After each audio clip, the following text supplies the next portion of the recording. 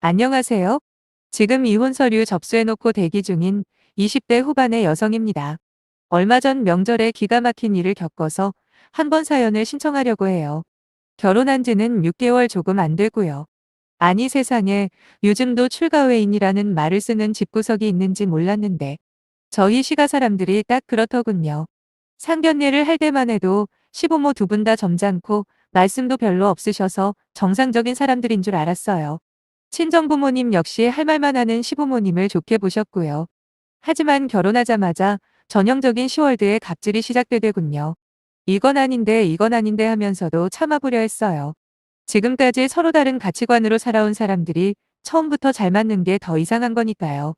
그래서 할 말은 하려고 노력하면서도 제가 맞출 수 있는 부분은 맞추려 최선을 다했습니다. 하지만 결국 이번 설 때 있었던 일로 폭발해버린 저는 이혼을 결심했고 현재 진행 중이네요. 부디 제 이야기를 한번 들어봐 주세요.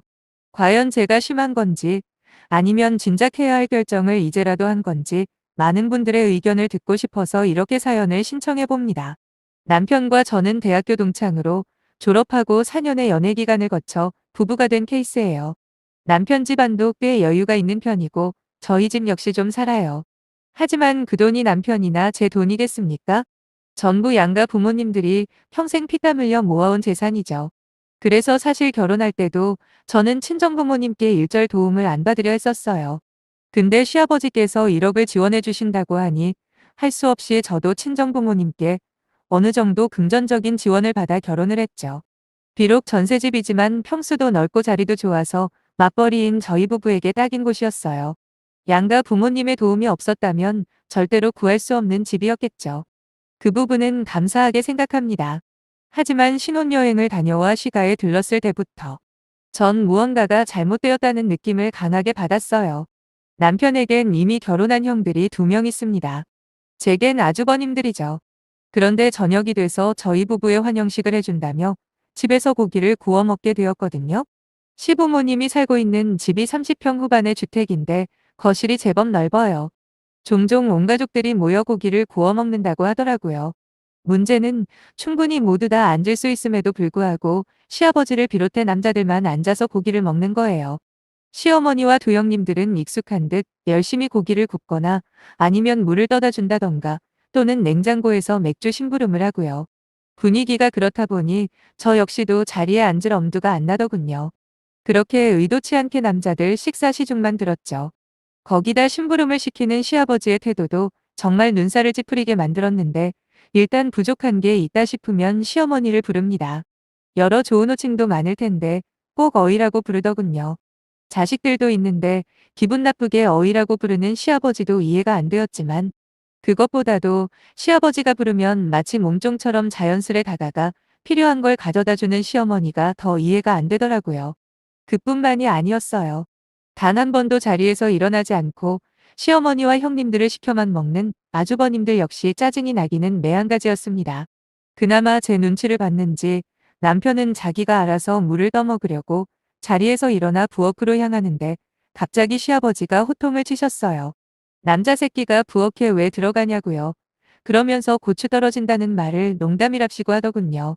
그리곤 저한테 물심부름을 시키는데 솔직히 싫다고 하고 싶었지만 분위기가 분위기인지라 저도 모르게 물을 떠다 바치고 말았네요. 그렇게 남자들이 얼추 다 먹었다 싶으니 시어머니와 형님들 2분이 주섬주섬 상을 다시 차리는 거예요.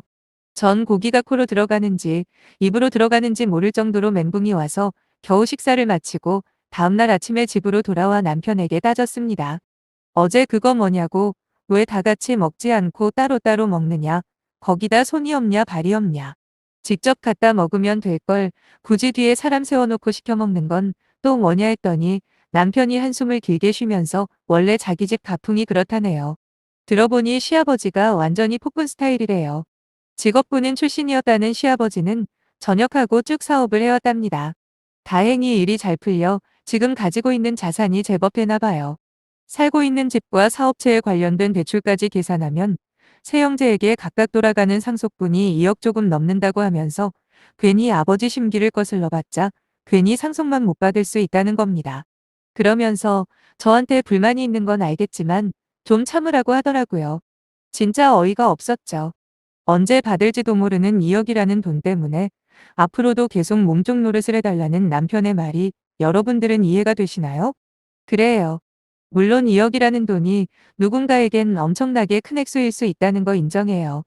하지만 저는 아니거든요. 솔직히 제가 믿을 구석이 없는 가난한 집 딸이라고 해도 지난번처럼 그렇게 살라고 하면 싫다고 했을 텐데 저희 집도 좀 산다고 말씀드렸잖아요. 그러니 더더욱 유산 하나만 보고 시가에 갈 때마다 남자들 종노릇하는 게 마음에서 허락을 할 리가 없지 않겠어요? 솔직히 이때까지만 해도 남편이 하도 자기 집 부자라고 자랑을 해서 친정이랑 비슷한 줄로만 알았는데 구체적인 재산 보유 상황을 들어보니 차이가 제법 많이 나더군요. 저희 아빠는 대기업 임원이십니다. 연봉도 세지만 그보다 엄마가 재테크의 귀재시죠. 아빠가 벌어오는 돈을 여기저기 포트폴리오식으로 분산 투자를 하시는데 거의 전문가 수준이세요. 언제나 꾸준히 수익을 얻으시거든요. 거기다 그렇게 모은 재산으로 부동산 갭 투자까지 하십니다. 중간중간 손해를 본 기간도 있지만 대부분 돈을 버시는 경우가 많아요. 제가 알기로는 현재 투자금으로 굴리시는 것만 3억이고 15억짜리 상가가 딸린 건물도 있으니 외동인 제가 받을 상속과 남편이 받을 상속 금액 자체가 다르죠. 그런데 남편은 그런 저한테 2억 유산 하나 보고 평생 노예짓을 해달라고 요구를 하는 거예요. 전 바로 싫다고 했습니다. 그랬더니 남편은 저보고 배가 불렀다며 눈 딱 감고 명절이나 행사 있는 날만 가서 해달라는 대로 해주면 2억이 생길 텐데 제정신이냐 하대요. 거기다 아버지 눈밖에 나면 결혼할 때 지원해준 돈 1억도 다시 돌려달라고 할지도 모른다며 제발 합리적으로 생각을 하라고 열심히도 저를 설득하는 거예요. 가스라이팅이라는 게 참 무서운 게 며칠 동안 남편의 이야기를 계속 듣다 보니 정말 내가 돈의 가치를 우습게 보는 건가 싶은 생각이 들더라고요. 거기다가 저만 그러는 것도 아니고 시어머니나 형님들도 똑같이 하는데 내가 뭐라고 혼자 유별나게 튈 필요가 있을까 싶은 겁니다. 그래서 결국 최대한 참아보겠다고 했어요. 남편은 얼굴이 환해지며 고맙다고 하더라고요. 하지만 최대한 시가에 가는 건 무슨 핑계를 대서라도 피할 거라고 했고 실제로 한 번씩 가족들 모인다고 하면 일 핑계로 몇 번 빠지기도 했네요. 당연히 어쩔 수 없이 시가에 갔을 때는 남자들 식사 시중 들었고요. 그나마 막내 며느리라고 많이 시키지는 않아서 감사해야 할까요? 하지만 시대를 역행하고 있는 그 꼬락서니를 보고 있자면 우라가 치미는 건 어쩔 수 없더라고요. 겨우 꾹꾹 눌러 참고 있는 와중에 지난번 설날이 다가왔고 저희는 추석 전날부터 불려갔네요. 두 아주버님 내외 역시 미리 와 있었습니다. 당연히 남자들은 대낮부터 치킨에 맥주를 마시기 시작했고 시어머니의 지휘 아래 저와 두 형님들은 음식장만을 했죠. 다행히 제사는 안 지내는 시가였지만 그래도 대식구가 먹을 음식을 하려고 하니 일이 정말 많더라고요.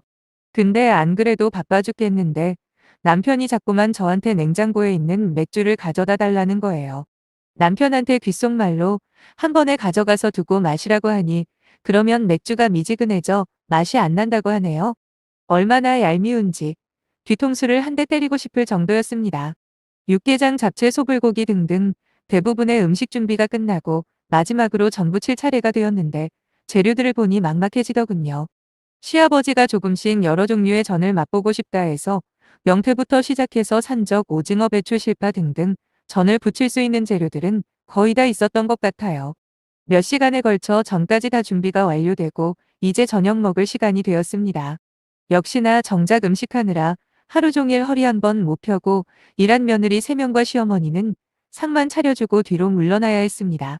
그 대신 종일 처먹고 놀기만 했던 남자 넷이서 식탁에 앉는 꼴을 보니 아무리 제가 참아보겠다고 약속을 했어도 이건 아니다 싶더군요.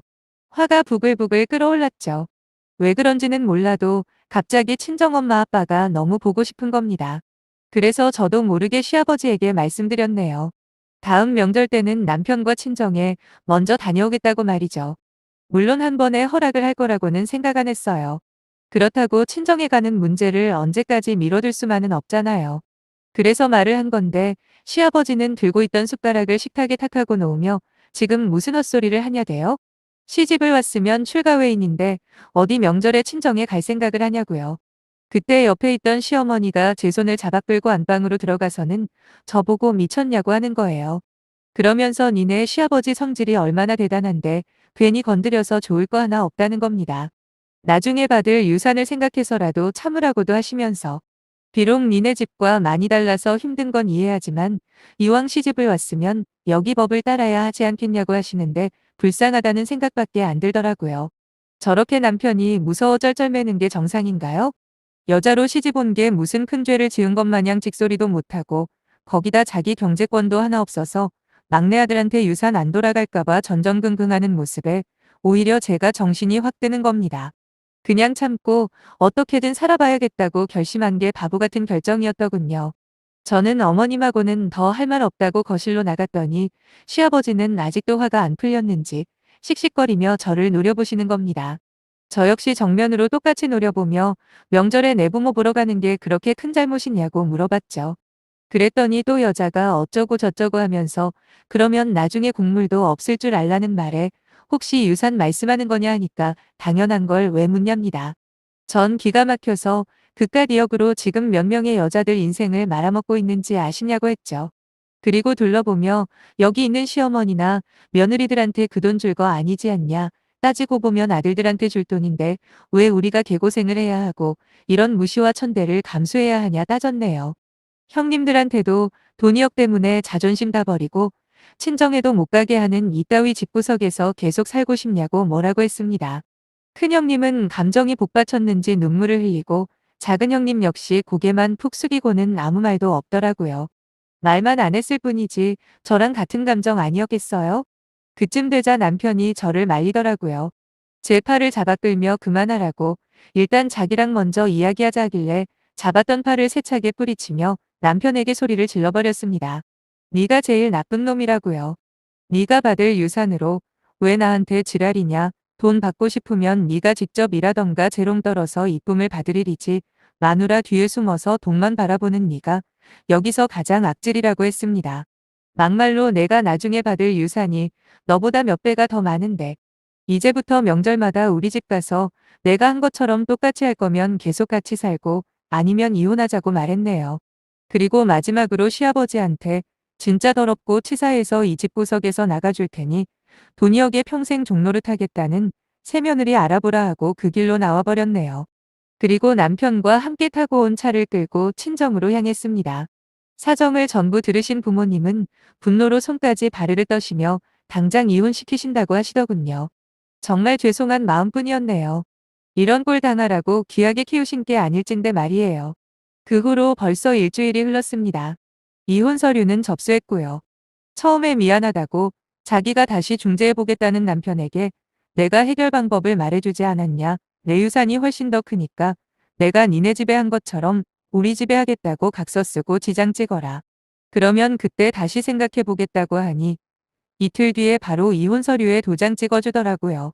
저한테는 그렇게 돈돈거리면서 사람 이상하게 가스라이팅 하더니 정작 지보고 하라니까 못하겠나 보죠. 아무튼 확실하게 이혼하고 새 출발할 겁니다.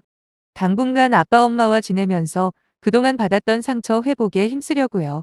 더러운 기억 다 잊고 다시 시작할 수 있게 많은 응원 부탁하면서 마칠게요. 감사합니다.